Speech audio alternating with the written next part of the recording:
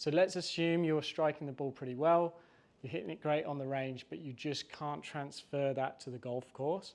This video is for you. Okay, those of you who know me will know that I will teach players in completely different ways depending on where they're at in their golfing journey.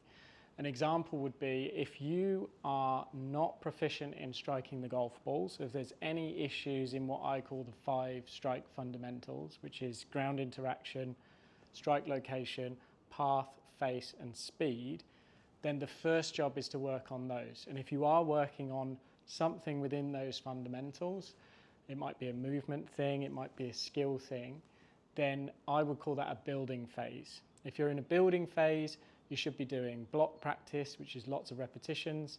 You should be getting a lot of feedback. So whether it be TrackMan, video, your coach, it's really important to get that constant feedback so you can make big changes fairly quickly.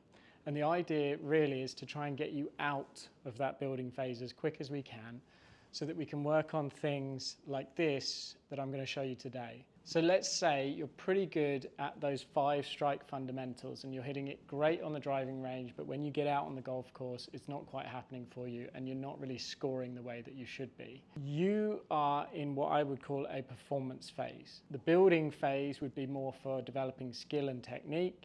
The type of practice in a building phase should be block practice, plenty of feedback, and no real pressure on your golf course performance. But as you progress, as you get better, as you get more skilled, you should start to shift your focus and start to shift the way that you practice.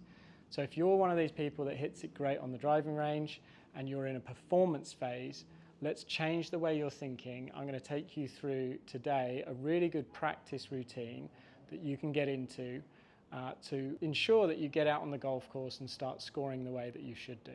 So I'm in the studio with TrackMan. We have a scenario here where we have a shot that is 125 meters to a green that has water short right, but it also has a bunker which is kind of running down the left side of the green.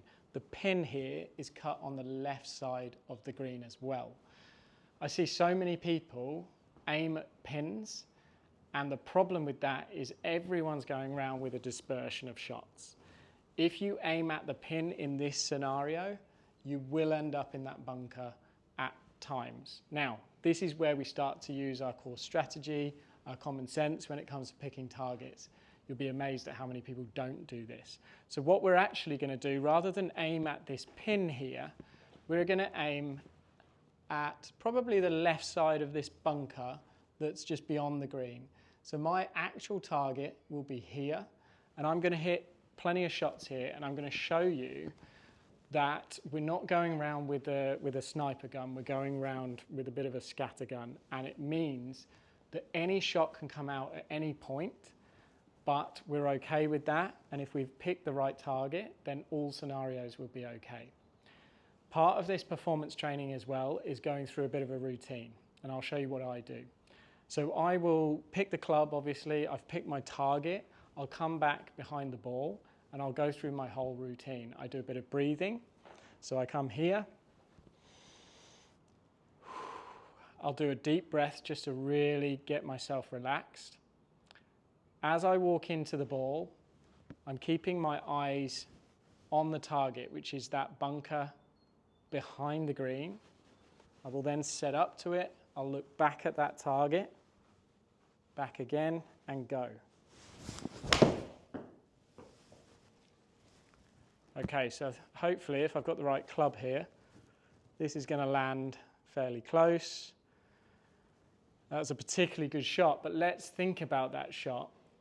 That's actually towards the left of my dispersion, so it's finished pretty close to that pin.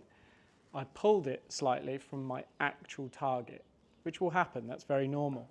But I want to be pulling onto the target rather than left into that bunker. So just by picking a smarter target here, that shot, which I pulled slightly, is still okay. I'm going to come back again now, and I'm going to do my routine again, and I'm going to do the same thing. So I'm picking that same target. Deep breath. As I walk into this ball, I'm staring down that target, really staring at it, back down at the ball, back at the target again, and go. Really nice strike again. And this is even further left, and that was right on the pin. I've just pulled 2 shots, probably about 15 feet to the left, and they're both close. They're both pretty close, and they're giving me a short birdie putt.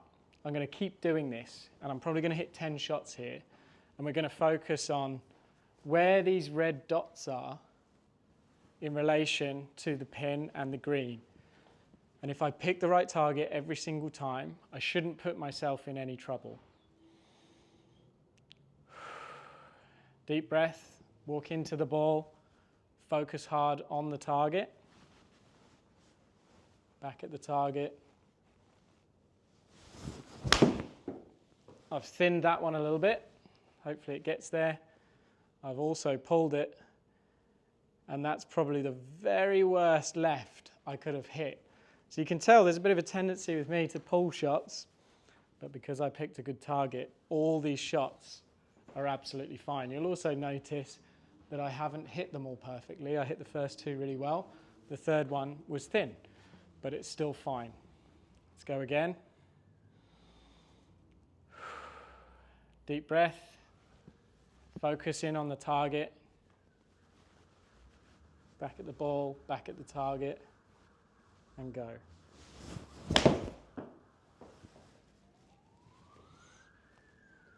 This one, again, is a pull. You can see my tendency, but it's worked out really well. I've got a birdie putt. So, I pull a lot of shots, but they're all ending up fine. Deep breath. Target is the bunker at the back. Keep staring at it.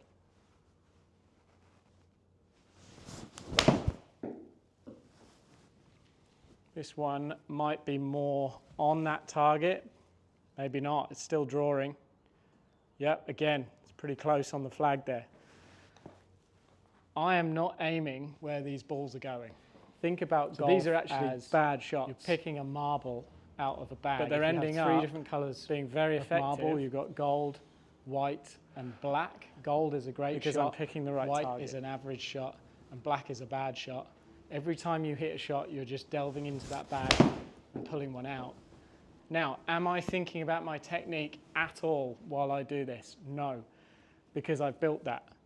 It's something I've built over a period of time. That ball was more towards where I was actually aiming. So you could class that as the best shot I've hit, yet it's probably the longest putt that I've got. I'll stop it there, but you can see the spread of shots. One of them hit my target, the rest missed. It's really important to pick smart targets so you don't start putting yourself in trouble. You can't guarantee that you hit a good shot every time. No one does. No one hits it exactly where they're aiming. But if you account for your dispersion, account for your tendencies, you will start to see better results on the golf course. So the main message from today is pick smart targets. The second message is have a routine. Within my routine, I've got a deep breathing exercise that I do behind the ball. That just relaxes my whole body. I go in, I'm very focused on the target as I walk into the ball. I see a lot of people just take their eyes off the target, so stay focused on that target as you walk into the ball. Little couple of looks up. You'll also notice I don't really do a practice swing. It's up to you whether you do one. I would do one before the whole thing starts. Otherwise, you start doing practice swings next to the ball, and it will kind of distract you from that target. I want you staying engaged with the target as you do your routine. I do find that people get in their own way. Their skill level drops when they start to think about technique on the golf course.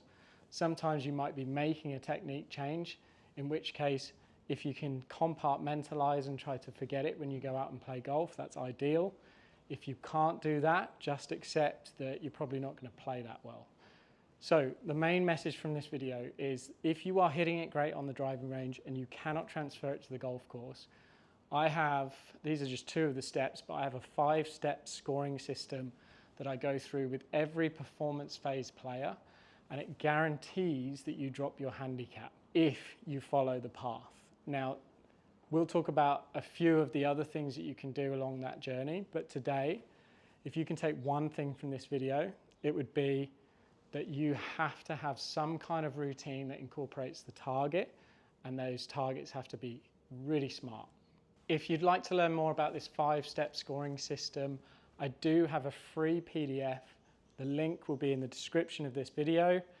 Please download it, follow it at your own pace if you like, and if you'd like help with implementing that plan, I'm here in the Darlinghurst studio between Tuesday and Saturday every single week. Use the link to make a booking for a free game assessment, and we'll get you started on your journey to better golf.